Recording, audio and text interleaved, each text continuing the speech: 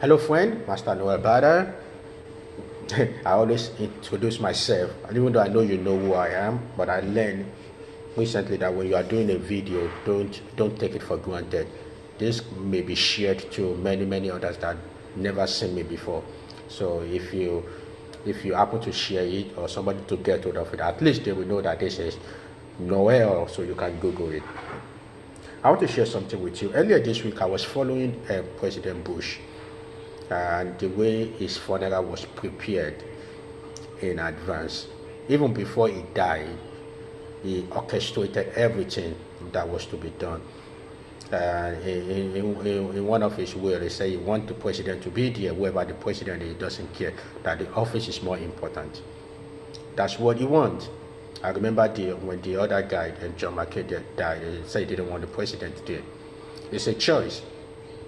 To me, I'm not taking side who is right or who is wrong, but I'm just thinking about my life. Because when I see somebody doing well, I like to copy them because I believe success is a copy. If you are out there on your own right now, you're trying to do things on your own, maybe that's why you broke, because you are not following success. One of the best definition of blessings I heard a long time ago is by this guy. I can't remember his name. He passed about 2 years ago.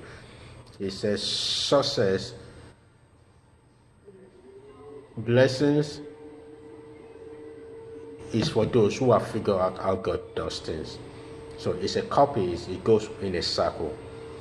So when I'm watching George Bush and he planned everything to the end, he knew who he wanted to officiate at his funeral. He knew who he wanted to sing. He knew who is going to eulogize for him. I hear that even some of those eulogies we hear this way, that he saw it before he died. And I'm thinking, wow. So these people, not only they plan their life when they are alive, not only they have money, but they also plan their ending.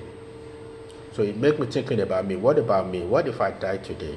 Do I even know? Do I want to be buried in America? Do I want to be buried in Nigeria? Does it even matter?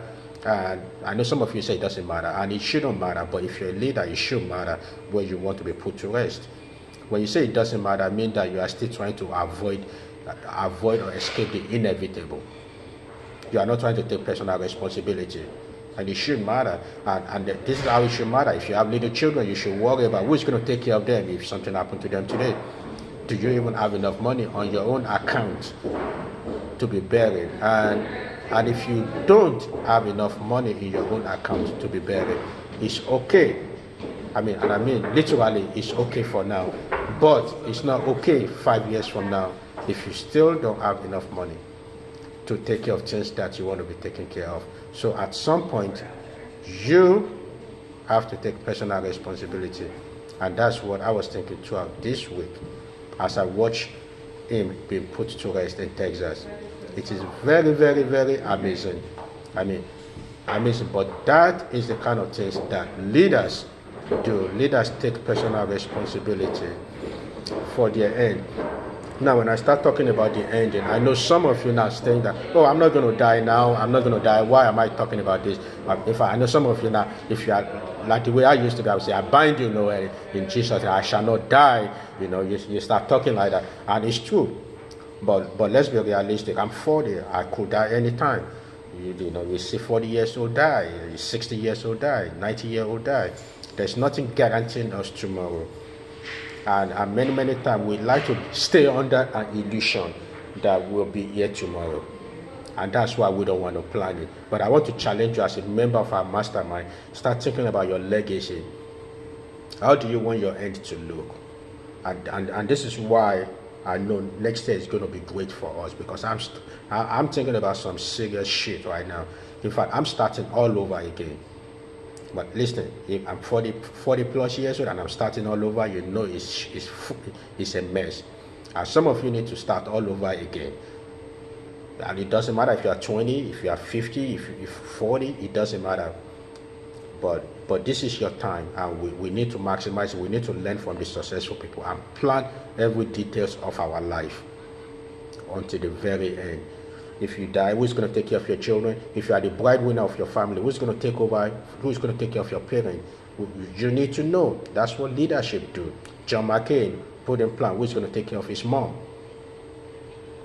We leaders, and while we are all might be struggling now on what we're going to eat, and it's okay, but I also want to push us to be thinking generational, to think about your legacy, which is why I think our mastermind is all about. It's not about us just coming and giving each other 3 steps to success or some little victories here and there, but it's about challenging each other, telling each other the truth. And whoever does not want to walk, whoever does not want to hear the truth or walk in the truth is welcome to live. But it's our responsibility as friends to continue to challenge each other and not let anyone slide by or give anybody a pass, because you will always find an excuse not to do what is good for you.